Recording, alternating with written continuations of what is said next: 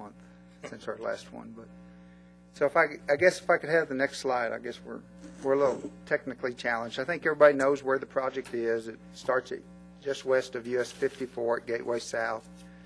Proceeds 7.4 miles in an easterly direction until its intersection with Loop 375. Next slide. Next slide. One back. There's an aerial photograph that was taken before Fort Bliss was successful in the BRAC, and a lot of that's, it doesn't look like that anymore on the north side of the red line on the right end. There's a lot of there's a small city out there. Next slide.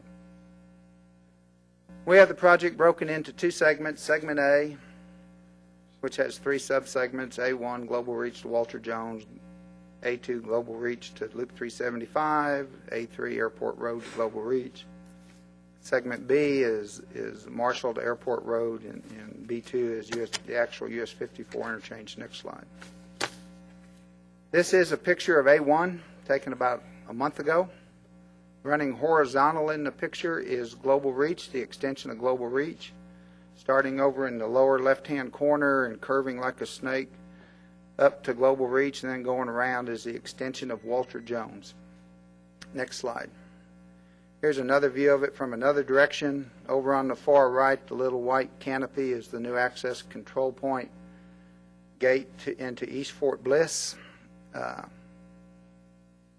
Next slide. And again, here's just another view of it. Next slide. And another view of it. Next slide. All right, A1 segment was to construct global reach from George Perry to 601 and relocate Walter Jones.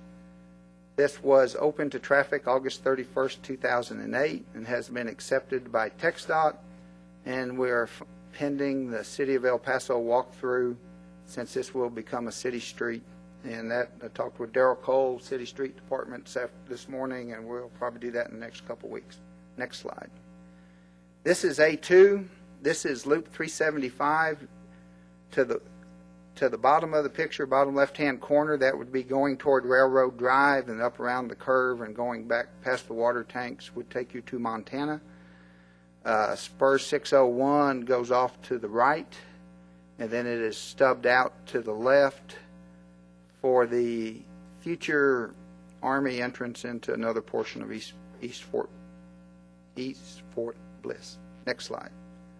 Here's another picture from a different angle, showing predominantly the spur going off to the left, and the future stub out for the access to the Infantry Brigade Combat Teams facilities on East Fort Bliss. Next slide. This is the spur. And you can see there's quite a bit of Army development just north of the spur. This is just immediately west of Loop 375. Next slide. This is looking from the east, looking down Spur 601. The intersection you see about halfway up the picture, that is Constitution Avenue, and that will also provide a new access control point gate into Fort Bliss. And you can see over to the right of the picture all of the infrastructure that's been put in for Fort Bliss, there on East Fort Bliss. Next slide. This is Constitution Avenue. The road in the bottom is also Constitution Avenue. It goes back to the property line between the Army and the El Paso International Airport. It will eventually be a city street. Here's a closer view of Constitution Avenue where it actually intersects. Spur 601, the black paving up to the top that's kind of curving off to the left, that will be the road into East Fort Bliss. Next slide. This is the drainage structure that sits out on the spur to pass drainage here in El Paso. And you can again see a lot of the infrastructure there on Fort Bliss. Next slide. This is Global Reach intersection. The little white tin up on the top is the current access control point into East Fort Bliss. This is the Constitution Bridge. It is not poured yet. It will be poured tomorrow night, weather permitting, and it doesn't get too windy. Next slide. A2, this is what we've done. A2 extends from the east abutment or the east end of the Global Reach overpass, goes about 2.5 miles to the Loop 375 interchange. It includes the Loop 375 interchange. We're currently finishing it up. We're doing lighting, signing, finishing the ditches, shaping it up. And this will open to traffic on May 28th of this year. We are undecided whether we're going to open before lunch or after lunch. And I believe TxDOT is planning with the RMA, planning some type of function to actually open this project. Next slide, please. This is what I call Founder's Curve. This is A3 portion of the project. The concrete paving is not done here. Just the asphalt is down. The concrete paving will probably happen about mid-June. And this goes from the west side of Global Reach all the way to Airport Road, about another 2.5 miles. Next slide, please. This is the elementary school that is on Fort Bliss that abuts the spur. The housing area on Fort Bliss is known as Aero Vista Housing. This is a portion of the project where we're going to build a 1,400-foot-long sound wall in front of the school to keep road noise from disturbing the students. We will also extend Hahn Road on Fort Bliss, which is the road that comes up to Luke Street there on the west side of the school and turns north, and connect it to Sergeant Majors. We have coordinated with Fort Bliss, and we've coordinated with the principal at the school and El Paso Independent School District that as soon as school is out, the end of May, 1st of June, we will hit this heavy, have this all built before the elementary students return back to school end of August, 1st of June. So we don't have to worry about the safety of the children. We're not impacting them, and we're definitely not distracting them with all of our equipment. Just to clarify, that extension is not part of our project. That extension is part of your project. No, the extension. That extension is part of your project. Part of our. Has always been in there. The extension behind the school. Running in front of the school. No, in front of the school it is. Yeah, we're not doing anything behind the school. Where you're going to straighten out to Sergeant Majors, that street that's coming from the left? We're going to extend it straight across the left, like has always been in the project. Okay, so that is part of it. Yes, sir. Next slide, please. This is Hahn Road. That part of this, the gray part, the concrete paving, was all put in a previous TxDOT contract that Abrams was successful building. We still have to build the bridge over Hahn Road and connect up to Airport Road.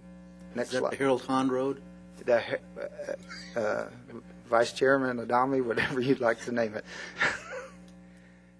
This is the Airport Road, Sergeant Majors Boulevard to the top right, and Fred Wilson interchange to the left. That bridge was built in a previous contract by Abrams. The bridge down on the bottom is the Hahn Road overpass, I guess named for Chairman Hahn. I don't think so. The Army calls it the bridge that goes nowhere, but more appropriate. But it soon will. Maybe it is appropriate. Next slide. In segment A3, from Global Reach to Airport Road, it has two opening dates. November 30th of this year, we will open the eastbound direction from Airport Road all the way to Loop 375. The westbound will open January 28th, 2011. We're currently working at the POV Road, bridge, retaining walls, abutments, caps. And this next coming quarter, like I said, in June or July, we'll do the concrete paving. And then the tank trail, which is part of the contract, and the POV Road, Hahn Road, and Sound Wall are all part of this contract, and it will start as soon as school's out. Next slide, please. This is on Fred Wilson. To the left, that intersection is the Chaffee Gate. That is the commercial gate into Fort Bliss. To the right, where the bridge is, that's the bridge that has the sign on it, "Good day to be a soldier." That's Covington Road, built several years ago to get across Fred Wilson so you didn't have to go in and outside the gates. Where traffic is in this picture right here is on existing Fred Wilson, as it has always been even before we started. It will soon be deterred off of that so we can continue to build the overpasses. When you come under that bridge there at Covington Road, that's where you'll start up onto the 6,000-foot long viaduct that goes all the way to US 54. Next bridge, please. Picture, please. This is the National Cemetery To the bottom of the picture, Sun Metro, where the blue roof is, to the right. The City of El Paso's Animal Shelter in the middle, and to the left is El Paso County Humane Society. This is here, when the project is finished, you'll be up on a bridge. There'll be a 3-lane service road underneath. And here, traffic is on a detour, and we are working where Fred Wilson used to be. Next slide, please. This is the Marshall area out by El Paso Chili Company. Marshall is the street that curves off and goes up to the top of the picture on the right-hand side. The military housing is to the very bottom of the picture, and you can see we're working on the viaduct structure. We have strung girders, etc., beams, and we've got columns, caps, not only for the viaduct, but also for the direct connectors that come in. Next picture, please. B1's from Marshall to Airport Road. It'll be open. The slide's a misprint. The whole thing will be open January 28th, 2011, not just the westbound, but east and west.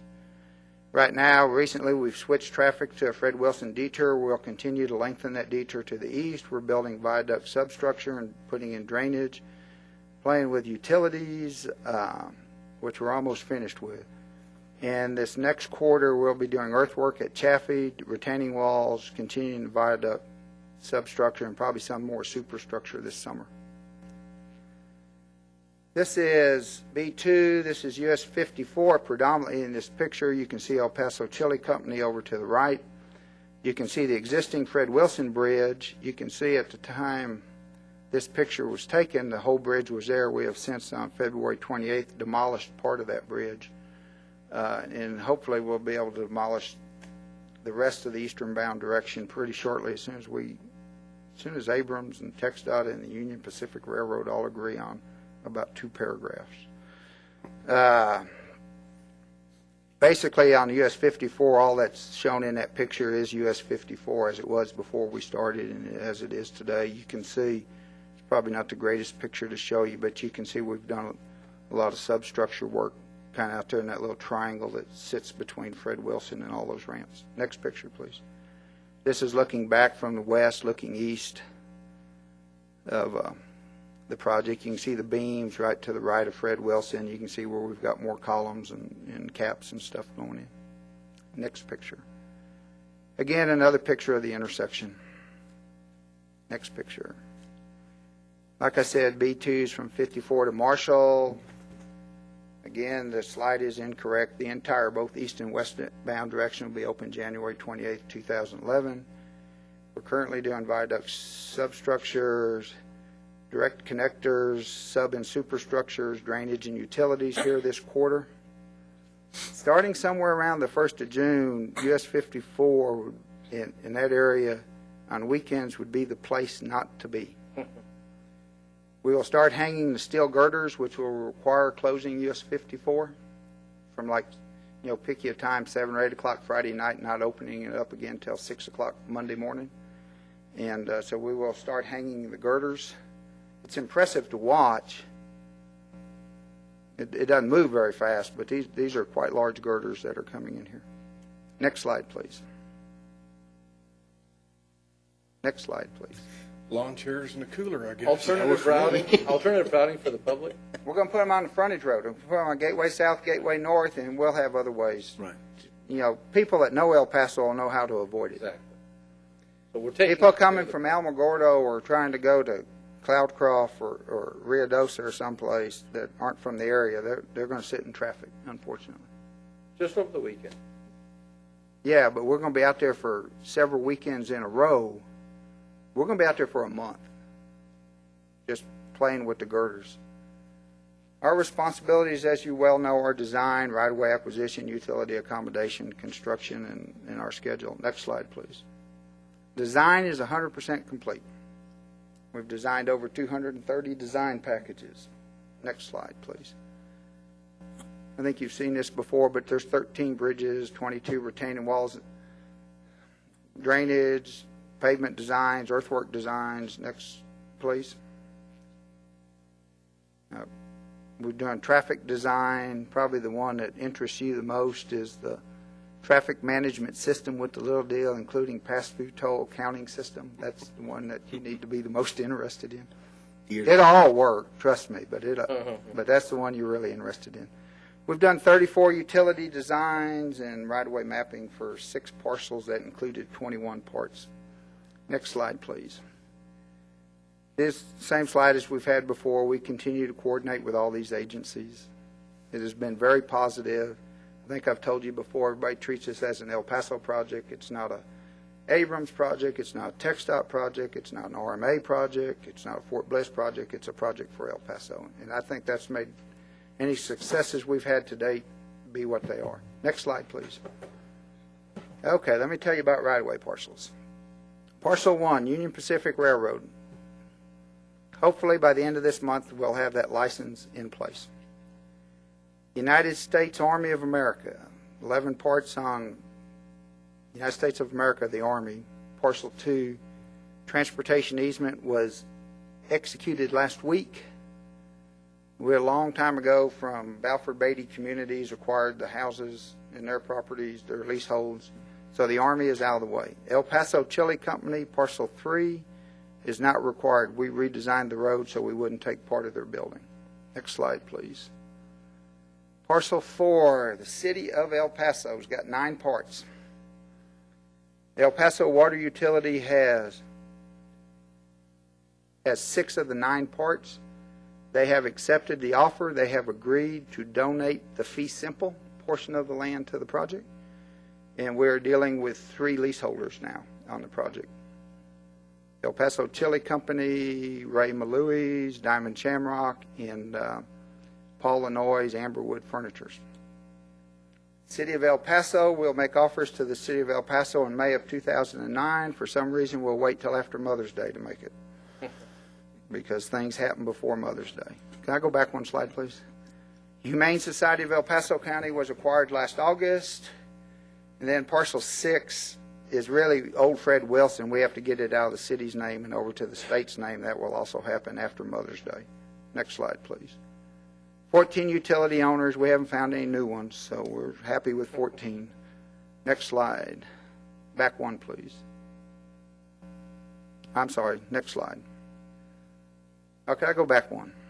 I guess I'll tell you what. El Paso Water Utility, we're 95% complete. Fort Bliss Water Service, we are complete except for a sewer line at the Chaffee Gate. El Paso Electric Company, we're 90% complete and should be complete in within a month. Rio Grande Electric Cooperative, we are 75% complete, other than moving their electric line over by the school where the sound wall goes. Texas Gas Services is complete. Time Warner Cable is complete. TW Telecom, which used to be Expedia, is 80% complete. AT&T, big night this Sunday night. We're going to cut over the last 144 pair of fiber, and then we're pretty much through with AT&T. New Star, Longhorn, Plains, Kinder Morgan, Level 3, and Fort Bliss's information management, all complete. So we're really making good progress on utilities. Next slide, I'm sorry. I know y'all like pictures of equipment, so here we are laying hot mix. Next slide. Here we are laying hot mix. Pouring a bent, a column. Pouring a column. Next slide. Setting steel in a cap. Next slide. These are just caps. Next slide. A bunch of caps down on the viaduct. Next slide. Lots of caps out there. It looks like Stonehenge sometimes. Next slide. Where we've set beams. We have the beams to continue setting, but we can't reach the stuff that goes on top of the existing beams with our cranes we have, so we have to set some beams, pour the diaphragms, put the deck panels in, and then we'll set the other beams.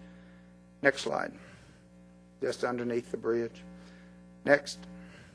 This is Juan Moreno, and I want you to know Juan is the hardest working son of a gun you ever met. He is the superintendent on our concrete pavement crew. He's paving on Fort Bliss today. He was on the spur yesterday. He'll be back on the spur next week to finish up the concrete paving in A2. Then he's going to Bell County to pave, then he's going to Dallas to pave, then he's going back to Fort Bliss, and in June he'll be here to pave A3. These are the hardest working people Abrams has is our concrete pavement crew. They work 14, 16, 18-hour days, and you see the big machines, but there's a lot of physical labor in what Juan and his people do. We're very proud of Juan Moreno and his crew. Next slide, please. Here they are working. This is behind the machine that actually places the concrete paving. Next. This is the tining and machine that puts the curing compound on the concrete paving. Next. We're slipping our rail out there that separates the eastbound and westbound direction. Next. Project is 58% complete as of March 31st. Next. I told you design was 100%. Right-of-way acquisitions, really, when you go through all the steps, it's about 65% complete. We have right of entries on everything. That's 100%. Utility design's complete. Relocation overall is about 90%. Construction is 48%. If you went to actual roadway construction, we are 48% complete, and we've used 46% of the time, so we're right on schedule. Next. Important dates. A1's open. A2 opens May 28th. The Army possibly will open the gate at Constitution the weekend of the 31st. They like to open their gates on Sunday. A3 eastbound November 30th. A3 westbound January 28th, and all of that stuff west of Airport Road and along where Fred Wilson used to be will be done January 28th, 2011. Next, please. You want to know how many people are out there? There's about 381 people working out there. Next. Abrams, we're proud of what we do, and we want our employees to be proud, and we want their families to be proud. So we had a family day back in February. You can tell by the coats it wasn't last week, where they brought their wives and kids out so they could show them on a Saturday what their dad does or what their mother does or whatever. This is a picture of it. Next, please. Some of our employees and their family. Next. We do have fun in what we do. Next. Some more of our employees and their families. Next slide, please. We are now at 700,000 man-hours, no lost time accidents on the project. Exemplary. When we reached 500,000 man-hours, we had a celebration for our employees. Next, please. Some of our employees. Next. The guy cooking is Leo Sanchez. He's our quality control manager, but he's also a pretty darn good cook.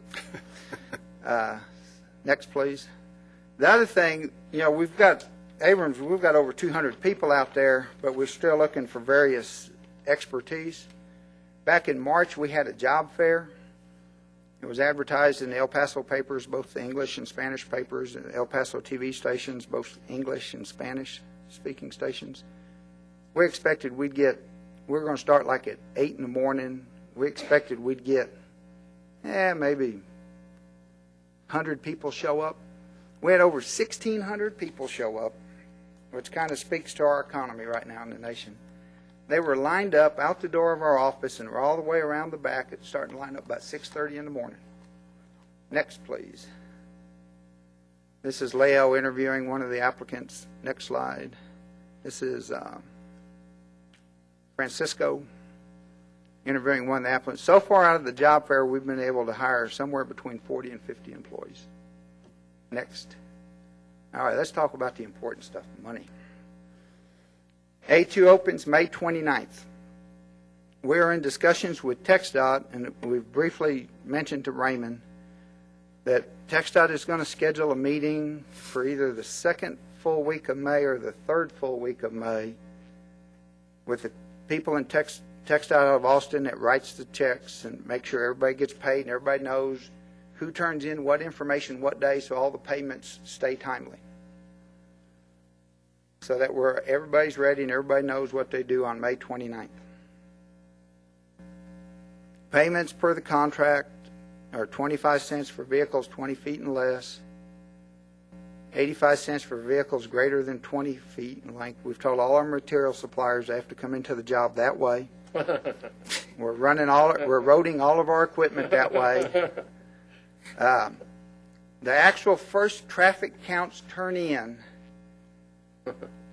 if TxDOT's agreeable in Austin with, and if your executive director, Mr. Tejas, is agreeable with us, the first traffic counts will turn in on November 30th, 2009. And TxDOT and state law and the Prompt Pay Act, they have 60 days to transfer the money to your trustee, Wells Fargo Bank. So they should receive a check January 31st, 2010. And then after that, you'll get a check.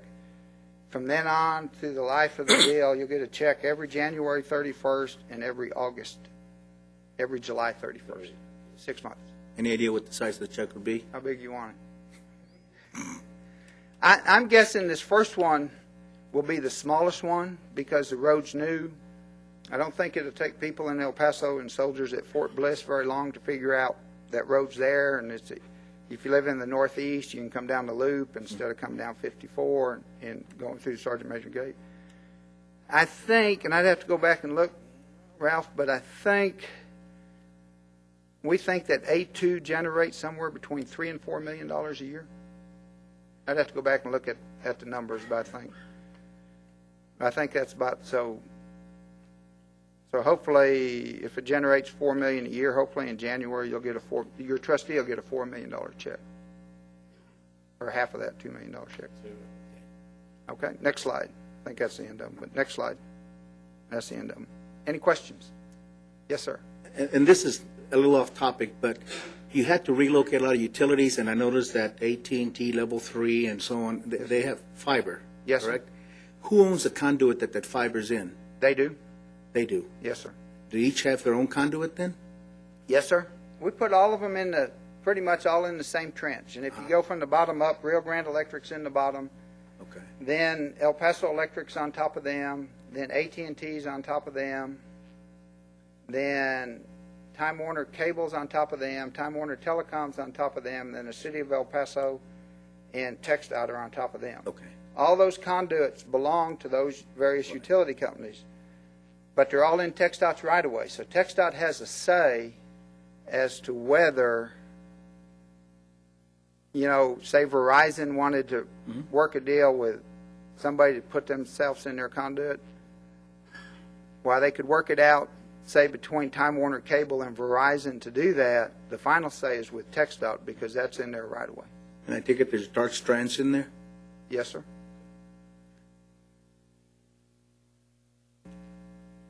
Any other questions? Bill, I had the pleasure of going out with you the other day, and it's just almost mind-boggling, what you guys have taken on. And Tanny, I think you went out also. And for the rest of the board, I think David is going next week. have you been out with him also? Next week. Okay, but it's really pretty amazing, and when you look at the connectivity of what it's going to do for that area of our community, it's unbelievable. But more than anything, with all the pieces and parts and everything, the only thing I could imagine is you've been building a lot of this.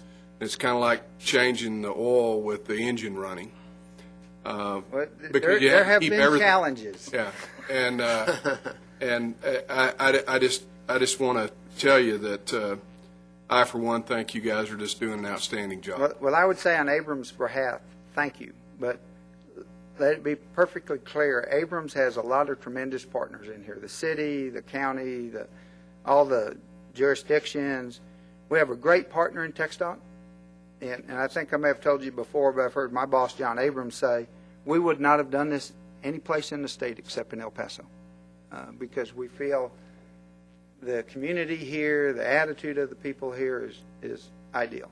And we also appreciate Raymond's assistance and all of y'all's assistance. And our job is to build it, but we can't do it by ourselves. And we've had a lot of cooperation for everybody, and everybody should be applauded for their assistance. Excellent. Well, we thank you very much. Any other questions of Mr. Burnett? Thank you, Bill. All right. Item number 5, discussion and action on a board resolution to authorize the executive director to execute a First Amendment to the agreement for the general consulting civil engineering service of Post, Buckley, Shue, and Jernigan, Inc., from this point forward, who will be referred to as PBS&J, including any additional documents or materials as may be required to incorporate the rate schedules of Brock and Bustillos Incorporated and Licon Engineering Company as sub-consultants to PBS&J. Mr. Tejas. Raymond Tejas, Executive Director with the RMA. As you may remember, the RMA went through an extensive selection process to select our general engineering consultant. And when we did that, we ended up executing an agreement with that group, and that is PBS&J. Part of the GEC team includes a number of sub-consultants. However, when we executed the agreement, and we made sure to make mention at that time, there were two specific sub-consultants that hadn't gotten all of their documentation ready so that their labor rates could not be included in the original GEC agreement. So what this is, excuse me, is simply an amendment to the original GEC agreement to incorporate the rate sheets for the two remaining sub-consultants, and this will complete the GEC agreement. The GEC is here, and I believe these sub-consultants may be as well. I saw one of them, if you have any questions. Any questions? There's no further discussion. Is there a motion to approve? So moved. Item number 5, sir. Second? Second. Any further discussion? Any objection? If not, item number 5 is approved. Item number 6, discussion and action on a board resolution to authorize the executive director to execute an agreement with TxDOT and the Federal Highway Administration regarding the use of any revenue generated from the Loop 375 Cesar Chavez Border Highway Project, a proposed toll project from US 54, the Patriot Freeway, to Zaragoza Road. Mr. Tejas. Yes, sir. This is what's commonly referred to as a 129 agreement, and this is one of the steps that any entity has to sign off on when pursuing a toll road project. It's a federal requirement, and the format is really, it's a template, so there's not really anything that's unique here. Mr. Byrd may have some questions, though, I think. Yeah, just for clarification, just the way I read the document, we talk about allocating all revenues from tolls. And in my experience with the Bridge Commission, I know that there are certain expenses related to collection of those tolls. And I just want to make sure we clarify in the language that these are the net revenues.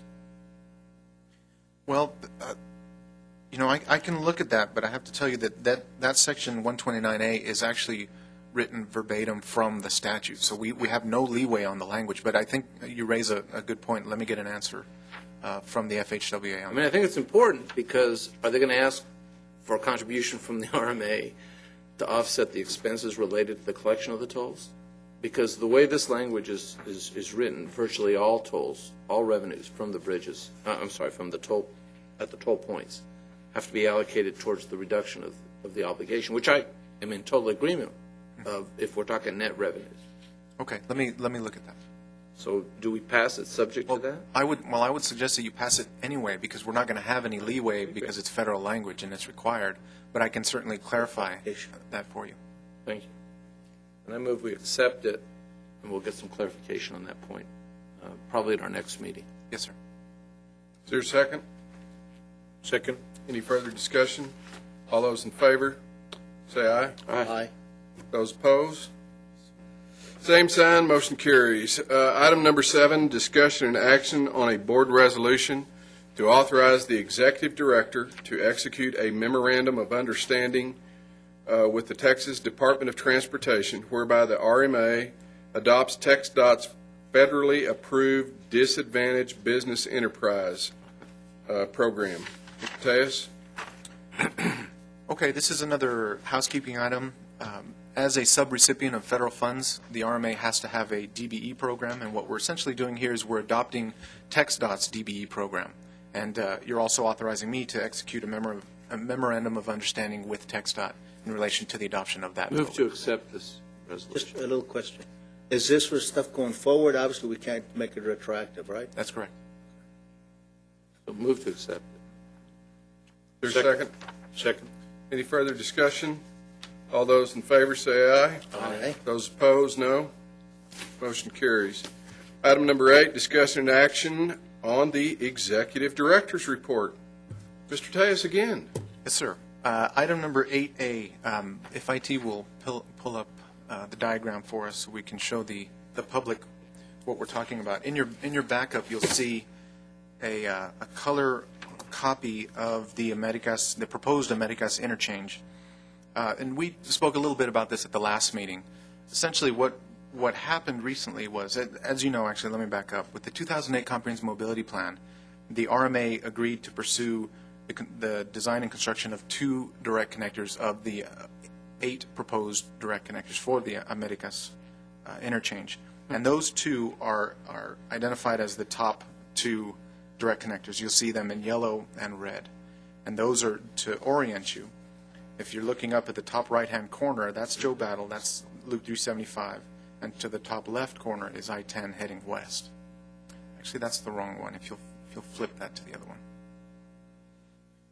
So we knew, the RMA knew from the Comprehensive Mobility Plan the first 2 direct connectors that it was going to pursue. Then, once the region received stimulus funding, we received actually enough for 2 additional direct connectors. So the question became, which other direct connectors was the RMA going to pursue? And the El Paso MPO, running through several of its subcommittees, has selected the next 2, which are identified in orange and green. And hopefully we can pull that up here shortly. Anyhow, what we're looking at doing now is basically the I-10. If you're heading west on I-10, heading into downtown, then you'll be able to directly connect onto Loop 375 South. And here we go. Here's the map. The green is the one I'm describing now, which is, again, if you're heading into town, heading west on I-10, then you'll be able to directly connect onto Loop 375 South. The fourth one is if you're heading north on Loop 375, you'll be able to directly connect onto I-10 West. So those are the 4 direct connectors that the RMA will be pursuing. I just wanted to give you all an update on that one. Little labels, 2s and 1s. This actually is a diagram from the MPO, and to tell you the truth, I'm not really sure what. So the labels are relevant, is where I'm Right. going. I mean, it's the yellow and the red and the orange. Just the color. Yes. The color. That's right. It's hard. I'm colorblind. Okay, so that's. Let me try to answer that question. Those numbers, 1 and 2 indicates the number of lanes, Okay. okay, for each direct connect. It's either 1 or it's either 2. Roy, thanks for joining us. Do you have anything else to add from the MPO's perspective? Not really. This project is really taking off, and it's going to be a good improvement to our transportation system, not just for Eastsiders, but anyone that's coming through El Paso. It's going to give you several other options if you don't want to go all the way through on I-10. So, very good project. We are also looking at possibly asking that the unfunded portions of the ramps, that we submit those to Congress this month. And the reason for that is right now Congress is in the process of getting ready to approve a brand new 6-year transportation bill. And it's projects like this that you can put into that type of bill. This is not a 1-year funded project, but a 6-year transportation bill. I think we'll be able to get some additional funds to help complete this very important project. Very good. Just for everyone's information, this project, and Raymond, you can help me if I get off track, but it's about a $146 million project.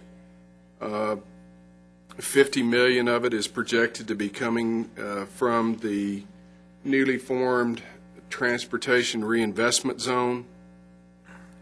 $76 million is from stimulus money that was allocated to us by Texas Transportation Commission, and additionally, the MPO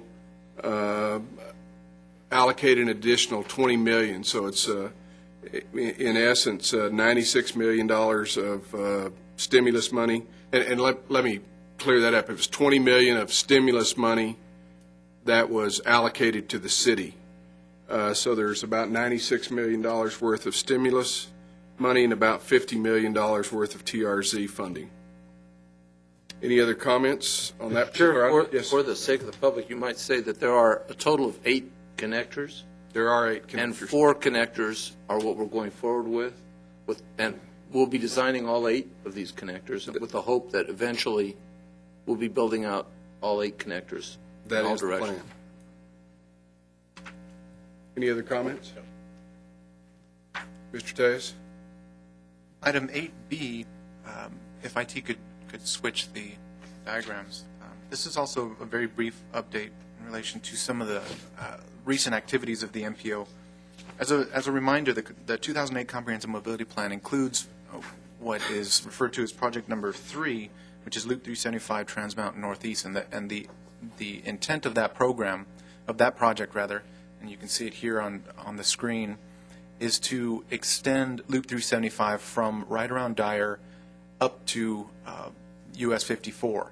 Now that project is part of the Comprehensive Mobility Plan, and the RMA is tasked with developing the design and construction of that project. However, when we started looking at that project, we realized that it didn't actually connect to US 54, and it stopped short thereof. So essentially what this project will do is it'll actually continue the highway from Dyer up to 54 and drop everyone out right at 54. So that obviously didn't make a whole lot of sense from our view.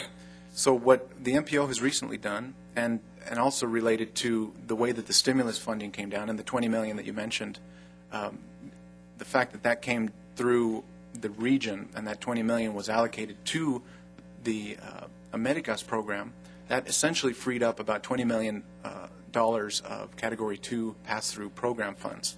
So what the MPO was asked to do, and in fact what they did through several of their subcommittees again, and it went through their Transportation Policy Board, they approved the use of that $20 million for the completion of the underpass at US 54. So now what we're looking at is that project number 3 is actually going to start at Dyer and head west, and it'll actually include an underpass under US 54, and it'll connect onto Trans Mountain Road. So essentially, you've got if you're heading west on Loop 375, you don't have to stop at the US 54 interchange any longer.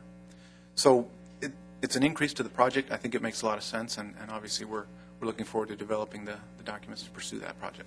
So in essence, if you exited onto Loop 375 from the east side, once this is complete, you would be able to go all the way to just right before I-10, where, what is it, Wrestler and those, there still will be a stoplights at that point. That's correct. Okay? Significant improvement, though. Absolutely. Any questions, comments? 8C? A couple of updates as well. The RMA now owns the URL www.crrma.org. So we are in process of developing that, and I believe I've sent you all copies of the template for the website. So feel free to send any comments. We're not done finalizing yet. So in fact, I'm still collecting a lot of the data that will actually be uploaded onto the site. So, but we're moving forward. I thought I'd mention that. Item 8D. We also have, actually, I'm not sure if I mentioned this before, we've created the info@crrma.org email address. So if you have anyone that's asking you any questions, or if they have any open records requests, or just any inquiries related to the RMA, they can feel free to use that email address. It's info@crrma.org. And beyond that, as we had discussed this a couple meetings back, each of your email addresses is now up and running. So you have those as well, and they all end with @crrma.org. So you can feel free to use those as well. And once we have our new member appointed, then we'll print up business cards for you, and they'll include those official RMA email addresses. Item 8E, again, just another brief update.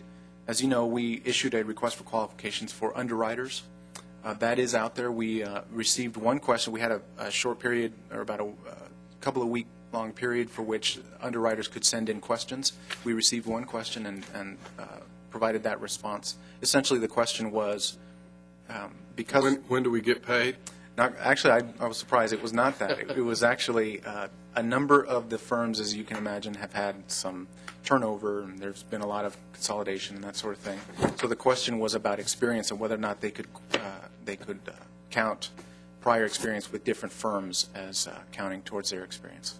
So the answer to that was yes. So we've posted that. We've provided the responses to all of the underwriters that are interested, and we're moving forward. Okay.